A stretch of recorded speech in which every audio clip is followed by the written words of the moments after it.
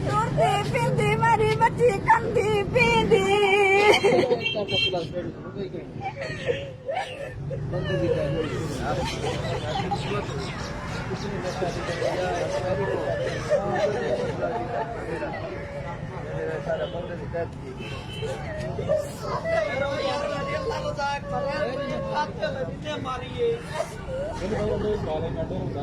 ਕੀ ਹੋਇਆ ਬੀਬੀ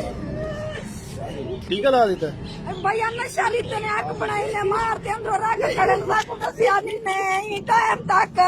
1 ਲੱਖ ਰੁਪਏ ਵੀ ਅਕਸਰ ਮੈਂ ਕਿ ਲੱਖ ਲੋ ਬੱਚੀ ਦੀ ਅੱਖ ਦਾ ਆਪਰੇਸ਼ਨ ਕਰੋ ਜ਼ਿੰਦਾ ਚੱਲ ਕੇ ਆਈਏ ਚੱਲ ਕੇ ਇਹਨੇ ਦੇਖੋ ਮਾਰ ਕੇ ਤੈਨੂੰ ਕਾਤਲ ਇਹਨੇ ਨਾ ਕਾਤਲ ਇਨਸਾਫ ਦੀ ਦਾ ਪੈਦਾ ना मुराद लोग के माने बाप की चलनी अस्पताल बंदे ठीक थी मेरी बच्ची मारी गई है